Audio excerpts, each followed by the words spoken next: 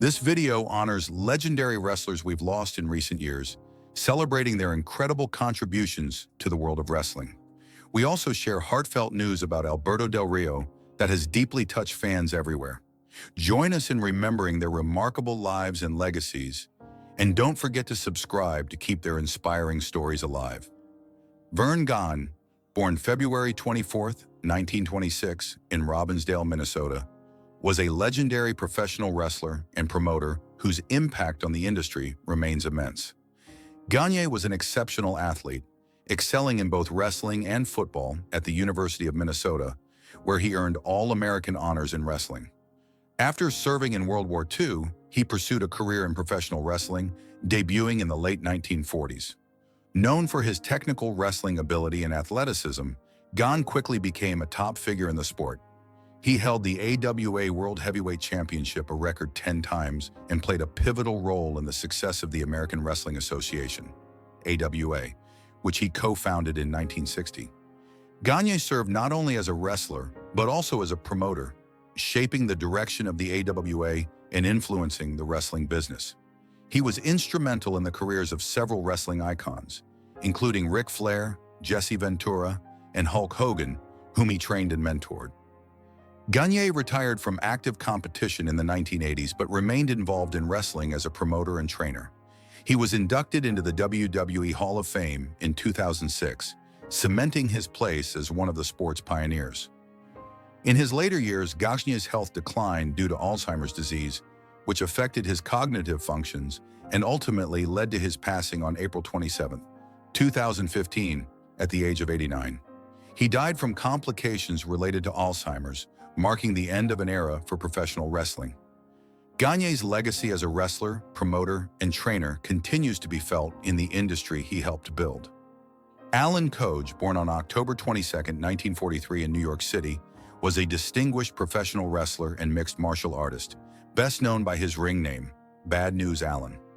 Coage's wrestling career began in the early 1970s, where he honed his craft in various regional promotions before gaining national prominence in the 1980s, particularly during his time in the World Wrestling Federation, WWF.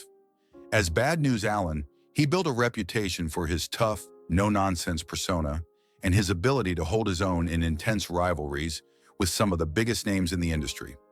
Beyond wrestling, Coage was a highly skilled judoka representing Canada in the 1976 Summer Olympics in Montreal. His judo background greatly influenced his wrestling style, blending martial arts techniques with traditional wrestling moves. This combination of athleticism and intensity made him a standout competitor in the ring. Throughout his wrestling career, Coage earned respect for his physical prowess and no-fear attitude, gaining recognition not just in North America, but also internationally. His aggressive style and compelling character left a lasting impact on the industry. Tragically, Alan Coage, his was attributed to heart failure, a complication from his ongoing health struggles, including heart disease. His passing marked the loss of a pioneering figure in professional wrestling. Despite his early departure, Bad News Allen remains an influential personality in wrestling history, remembered for both his contributions to the sport and his formidable presence inside the ring. Joseph "Joe" Laurinaitis, better known as Road Warrior Animal, was a legendary figure in professional wrestling. Born on September 12, 1960, in Philadelphia, Pennsylvania, Animal, alongside his tag team partner, Road Warrior Hawk, formed the iconic duo known as the Road Warriors, later rebranded as the Legion of Doom. Renowned for their intimidating appearance, which featured face paint and spiked shoulder pads, as well as their hard-hitting wrestling style, the team became one of the most dominant forces in tag team history. Competing across major promotions like WWF, now WWE, WCW, and NWA, the Road Warriors amassed numerous tag team championships, including the prestigious WWF Tag Team Championship and NWA World Tag Team Championship. In recognition of their contributions to wrestling, they were inducted into the WWE Hall of Fame in 2011. Tragically, Animal, due to a heart attack, the news of his sudden shocked the wrestling world, particularly since Animal had been active on social media and preparing to launch a podcast at the time. His passing was a reminder of the long-term health risks faced by professional wrestlers, many of whom endured decades of intense physical strain. Animal had dealt with various health issues throughout his career, and his underscored the toll that wrestling can take on the body. Despite his untimely passing, Animal's legacy as one of the greatest tag team wrestlers remains secure. His powerful presence, along with Hawk, helped define tag team wrestling for a generation, influencing countless teams that followed. Animal's contribution to the sport, both as an athlete and a beloved figure, ensures his place in wrestling history will never be forgotten. Mike von Erich, born Michael Richard von Erich on March 2, 1964, in Denton, Texas, was a member of the famed Von Erich wrestling family, known for their dominance in the Texas wrestling scene. The youngest of the Von Erich brothers, David, Kerry, and Kevin Mike, was often overshadowed by their success. His father, Fritz von Erich, was a renowned wrestler and promoter, and the family legacy loomed large over his career. Mike began wrestling in the early 1980s, debuting in World-Class Championship Wrestling, WCCW, where his family's influence was paramount. Despite his determination and love for the craft, Mike struggled with the weight of expectations, both from his family and fans. His in-ring abilities, though competent, never reached the same heights as his brothers, and he often found himself in their shadows. Mike's career was marred by personal struggles, including battling depression and the psychological toll of the Von Erich family's tragic history. His brothers David's in 1984 and Kerry's in 1993, only deepened his emotional burden.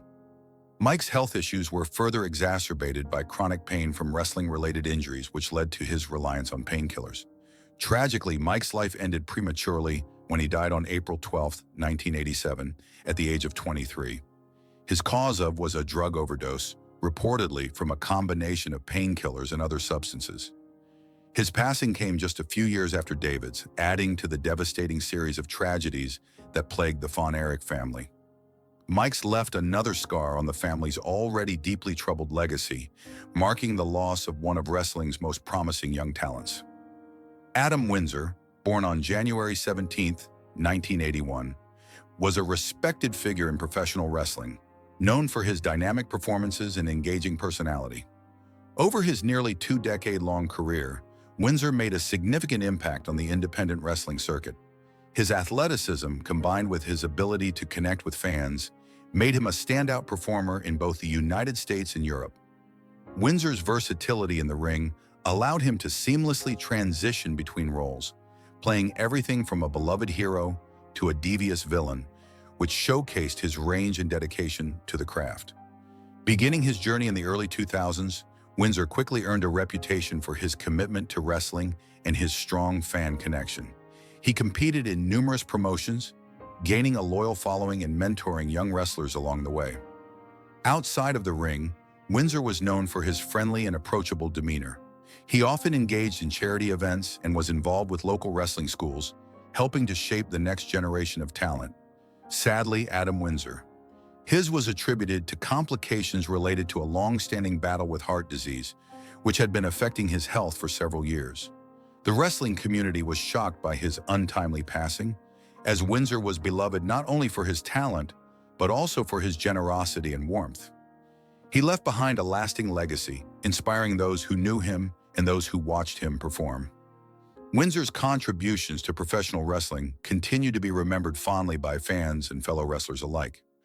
Blackjack Mulligan, born Robert John Heck on November 25, 1942, was a towering figure in professional wrestling, known for his imposing 6 feet 9 inches, 300-pound frame, and his no-nonsense persona. Mulligan's wrestling career spanned from the 1960s through the 1980s, during which he became a beloved and influential figure in the industry. Known for his tough, rugged character, he gained fame for his devastating sleeper hold, which he used to subdue opponents. Mulligan's impact was felt both in singles competition and as part of various tag teams, including memorable partnerships with his son, Barry Windham, as well as with wrestling legends like Ernie Ladd and Greg Valentine. Throughout his career, Mulligan earned numerous championships, including the NWA United States Tag Team Championship and the WWF, now WWE, World Tag Team Championship. His contributions to the sport extended beyond his in-ring accomplishments, as he also became a respected promoter and trainer, mentoring the next generation of wrestlers. In recognition of his legacy, Mulligan was inducted into the WWE Hall of Fame in 2017. Mulligan's influence stretched beyond his athletic achievements. He was widely regarded as a hardworking and respected figure in the wrestling community, with a reputation for being tough both in and out of the ring. Sadly, Blackjack Mulligan due to a heart attack. His came after a series of health struggles, including years of complications from diabetes and heart issues. Mulligan's passing left a significant void in the world of professional wrestling, and he remains fondly remembered by fans and peers as one of the true greats of the sport. Tracy Smothers, born on September 2, 1962, in Springfield, Tennessee, was an American professional wrestler who made a lasting impact on the industry. Beginning his career in the mid-1980s, Smothers quickly gained recognition for his athleticism, charisma, and versatility inside the ring.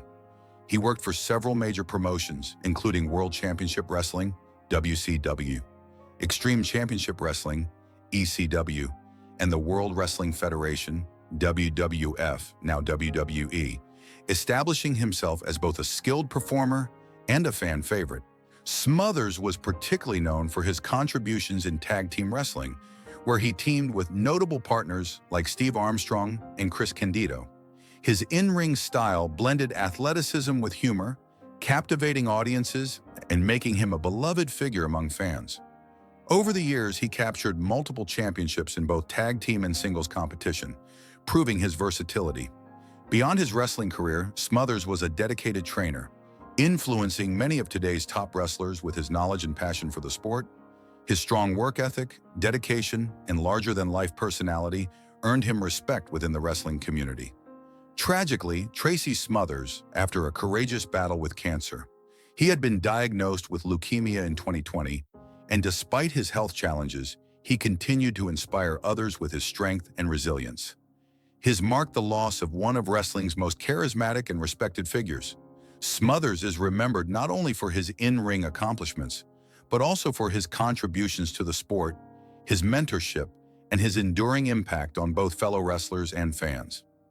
Alberto Del Rio, born Jose Alberto Rodriguez Chucuan on May 25, 1977, in San Luis Potosí, Mexico, is a figure whose wrestling career has been marked by both significant triumphs and deeply personal challenges. Known for his aristocratic persona, technical prowess, and intense rivalries in WWE, Del Rio became one of the most prominent Latino wrestlers in the company's history. His success, however, was not without controversy. Throughout his career, Del Rio found himself entangled in legal issues, personal tragedies, and a fractured relationship with WWE. Despite these struggles, his legacy in the wrestling world endures. This is the story of Alberto Del Rio, a man whose career in the squared circle was as complex and layered as his personal life. Early life and amateur wrestling beginnings. Alberto Del Rio's journey into the world of professional wrestling was heavily influenced by his family. He is the son of Dos Caras, a legendary luchador who achieved fame in both Mexico and internationally. His uncle, Mil Mascaras, is considered one of the most iconic figures in lucha libre. Growing up, Del Rio was surrounded by the sport, and it was clear early on that he was destined to follow in their footsteps. However, before stepping into the world of professional wrestling, Del Rio first pursued amateur wrestling. Del Rio showcased a natural aptitude for wrestling, excelling in Greco-Roman style, a discipline known for its emphasis on upper body strength and technique. His dedication to the sport paid off when he represented Mexico at the 1997 Central American and Caribbean Games, earning a gold medal. His ambitions didn't end there, as he set his sights on the 2000 Sydney Olympics. Unfortunately, financial cutbacks in Mexico's sports funding dashed his dreams of competing on the global stage. This setback led Del Rio to shift his focus toward professional wrestling, where he would eventually make a name for himself. Rise in the lucha libre scene. Del Rio's professional wrestling debut came under the ring name Dos Caras Jr., following in the footsteps of his father. He began his career in Mexico, wrestling for major promotions like CMLL, Consejo Mundial de Lucha Libre, and AAA, Asistencia, Asesoría y Administración. His combination of high-flying moves and submission techniques made him a standout in the Mexican wrestling scene, quickly earning him respect from fans and fellow wrestlers alike. While he initially wrestled under the family moniker, Del Rio sought to carve out his own identity in the ring. He adopted a more polished, professional persona that aligned with his aspirations to compete on a global stage. His decision to transition from a traditional luchador to a more well-rounded wrestler with international appeal would soon pay off. Transition to WWE. The birth of Alberto Del Rio made his WWE debut in 2010, arriving as a wealthy, aristocratic character, a sharp departure from the traditional mask-wearing luchadors that typically made up the roster. His new persona was characterized by an air of entitlement and luxury, and he quickly became a heel villain due to his arrogance and pompous attitude. WWE positioned him as a prominent figure in their roster, and it didn't take long for Del Rio to leave his mark. In 2011, Del Rio won the prestigious Royal Rumble match, a major milestone in his WWE career. This victory, followed by a Money in the Bank briefcase win, set the stage for Del Rio to rise to the top of the promotion.